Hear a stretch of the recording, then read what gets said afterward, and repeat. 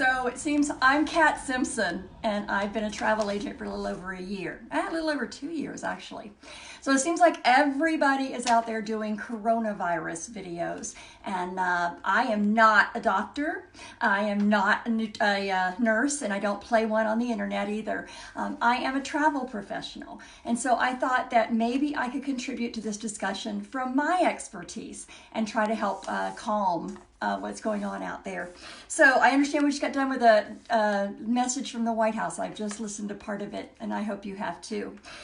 First of all, what I want to talk about is that this is neither one nor the other, okay? We seem to be hearing two extremes on Facebook and on YouTube and in the news. We're hearing the people that it's no big deal, it's just like the flu, stop canceling stuff, let us cruise, it's not a problem. Then we have the other side that seems to be saying it's the end of the world as we know it. And there's a song in that. The zombies are coming. Stock up, people. So always the truth is somewhere in between those extremes. It's not just like the flu. It's different. But it's not going to be the end of the world either. So I just want to encourage some common sense and some stepping back and taking a deep breath and looking at what's going on out there. Where's my phrase? I found a quote that I really like that I put out there today. It's by Anne Margaret MacDonald, and it says, "Depression is anger slowed down." So slowing down your anger can lead to depression, but panic is grief sped up. So think about that. Kind of makes sense, you know. You're speeding up your grief. In other words, you're grieving over something that may not happen. So you're turning it into panic. So if that helps anybody, I hope that you'll take that. Panic is grief sped up. So let's not do that. Now, again, like I said, I got notes because it's important. It is usually somewhere in the middle. And part of being able to decipher what's real and what's hype and what's fake is knowing what kind of sources you can trust. So again, like I said, I'm not a doctor. I'm not going to give you medical advice. You should be getting that from the World Health Organization, the CDC, and if you have illnesses, you should probably be talking to your primary care doctor. But I am a travel professional, and I would like to talk to you about your travel plans and what's going on nowadays. I have been really impressed with my industry. There have been most cruise lines have a policy where you can get your money refunded if you refund far enough in advance of the cruise. Usually that's like 6 months. Like if you ask for a refund 6 months out, most cruise lines will give you your money back. When you get closer, say 3 months out, many cruise lines, and this is always different, will actually hold back like $250 as a penalty. When you get closer than 3 months, the penalty goes up. The penalty can be 50% of your cruise fee. The penalty can be 75%. And if you try to cancel at the very end, the penalty can be 100% of your cruise. So that's in the contract that you sign when you buy your cruise thing. So the cruise lines have every right to say, I'm sorry this happened. It's not our fault. We're keeping your money. But so far, none of them have said that. I've been really pleased, impressed, and grateful to see all these major cruise lines stepping up to the bat. And what's typical, this is Royal Caribbean's new policy, Cruise with Confidence. And what they're saying is don't rush to cancel. If you're cruising next week, you need to worry about it. But if you're cruising, the end of this month, sometime in April, maybe even May, don't worry about canceling. We're not going to keep your money. We will give you up to 48 hours, 2 days before we cruise. You can cancel and get all your money back.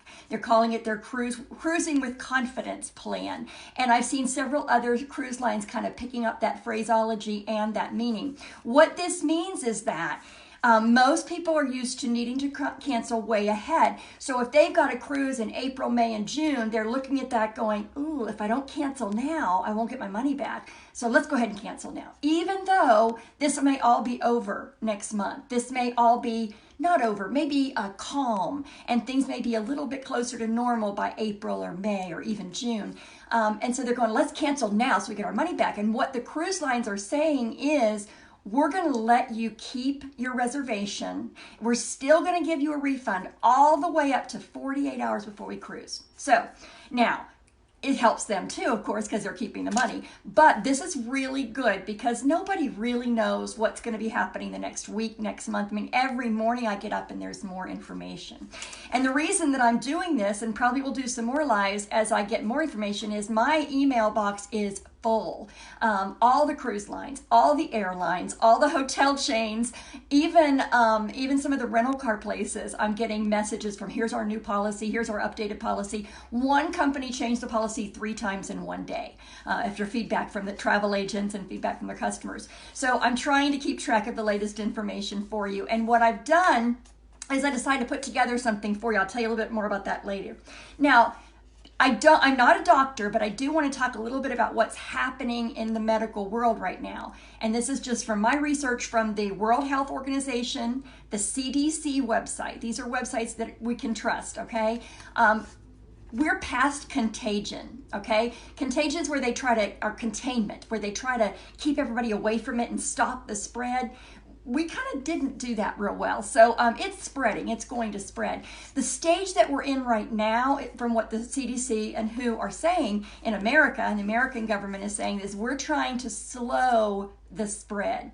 What's the point of that? If it's going to spread anyway, just let it spread, right? No, because this is not Ebola, all right? We're not all going to die if we catch this virus. In fact, it doesn't have a very high mortality rate, especially in those under 70. However, about 10 to 12% of the people that get this virus are going to be really sick.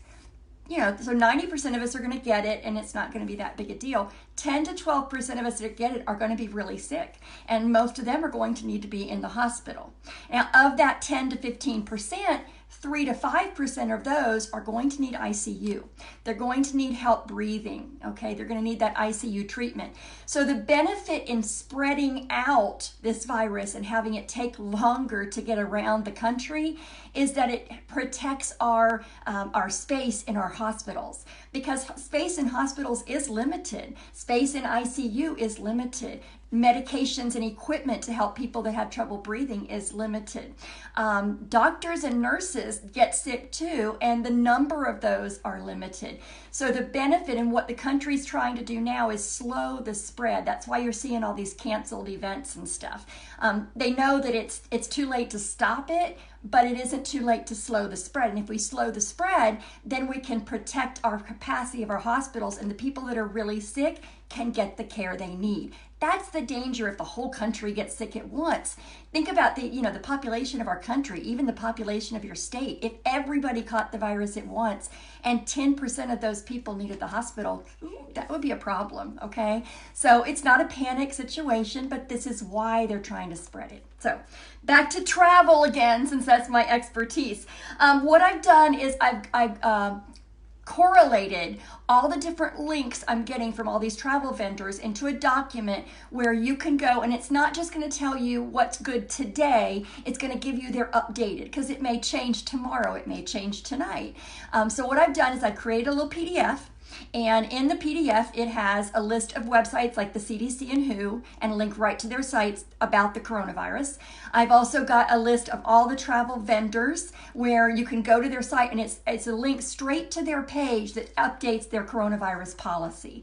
So I'd love to give you that, and I don't think it'll be outdated because it's a link to pages that will automatically update. You'll have the latest information about your trip, about your travel plans. Should you cancel? Should you not cancel? Should you wait? So these links I think will be valuable to you, and I would love to give it away. And if you have any friends that want it, please share it. You can go to my website, livesonvacation.com. That's livesonvacation.com. livesonvacation.com, and just put your email address in there and I will send you that document. So I hope you enjoyed this. I hope you feel a little better about what's going on. And if you have any questions or comments, I would love to hear them. Have a great day. Love you. Bye.